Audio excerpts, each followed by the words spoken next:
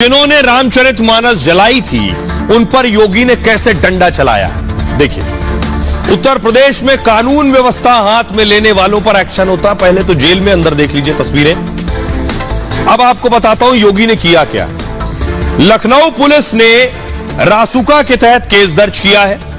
रासुका यानी राष्ट्रीय सुरक्षा कानून, 2 आरोपियों के खिलाफ रासुका के तहत मामला दर्ज किया गया है। अब इनके बारे में बताते हुआ क्या। सलीम हसन और सतेंद्र कुशवाहा पर रासुका लगा है।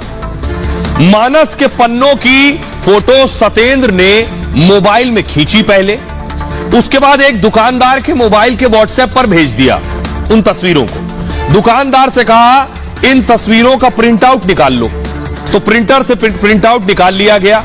इसके बाद सलीम और सतेंद्र वृंदावन चौराहे पर पहुंच गए।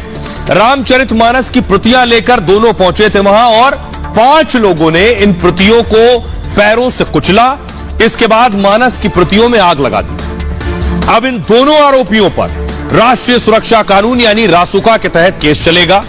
रासुका किसी खतरे को लेकर हिरासत में लिया जा सकता है, पहली चीज, और 3 महीने तक बिना जमानत के हिरासत में रखा जा सकता है। अब जमानत भी नहीं होनी इनकी, और 3 महीने बढ़ाकर 1 साल तक इन्हें जेल में रखा जा सकता है।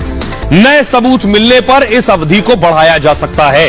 हिरासत में रखने के लिए आरोप तय करने की जरूरत नहीं होती है और संबंधित अधिकारी 5 दिन तक बिना कारण बताए कैद कर सकता है। हिरासत में लिया गया व्यक्ति सिर्फ अपील कर सकता है और एडवाइजरी बोर्ड में दलील के लिए आरोपी को वकील भी नहीं मिलता है।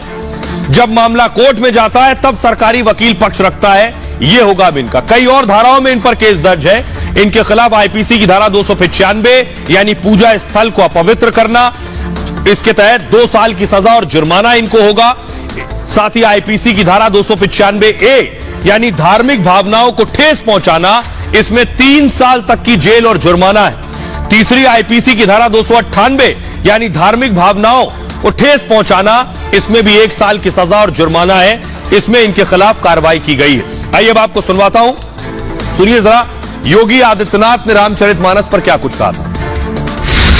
ये विवाद वे लोग खड़ा कर रहे हैं जिनका विकास का कोई अपना एजेंडा नहीं है,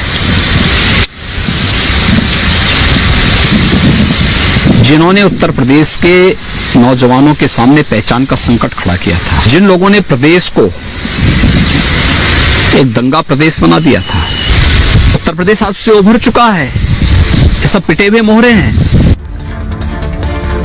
योगी ने एक्शन ले लिया। या दूसरी तरफ संघ प्रमुख मोहन भागवत ने आज बड़ा बयान दिया। उन सारे विवादों पर पूर्ण विराम लगाते हुए संघ प्रमुख मोहन भागवत ने बयान दिया और उनके बयान को भी लोगों ने गलत तरीके से रखा, जिनकी सियासत को दरअसल सूट करता है। अब मैं आपको बताता हूं कि आखिर किसने क्या कहा है और कैसे आखिर कैम टू काटिए, कैसे आखिर क्या वजह है कि मोहन भागवत के बयान पर हंगामा मचा। भागवत ने कहा भगवान के लिए हम सब एक हैं। भगवान के लिए जाति वर्ण नहीं है। कुछ जाति वर्ण संप्रदाय पंडितों ने बनाया, श्रेणियां पंडितों ने बनाई, जो गलत था। और अगर जातियों में विभाजन नहीं होता है तो हमारे समाज के बंटवारे का फायदा कोई दूसरा नहीं उठा पाता है। अगर जातियां नहीं बटेंगी तो समाज का कोई दूसरा फायदा नहीं उठा पाएगा। जातियां बटेंगी तो पॉलिटिकल पार्टियां फायदा उठाती हैं। इसे संक्षेप में ऐसे समझे, जिसके चलते देश पर पहले भी आक्रमण हुए। विवेक चेतना सभी एक है, कोई फर्क नहीं है उसमें, सिर्फ सभी के मत अलग अलग हो सकते हैं। किसी भी स्थिति में अपना धर्म न छोड़िए। हिंदू और मुसलमान सभी एक हैं। जब हर काम समाज के लिए है तो कोई ऊंचा या नीचा कैसे हो सकता है। यह कहना था मोहन भागवत का।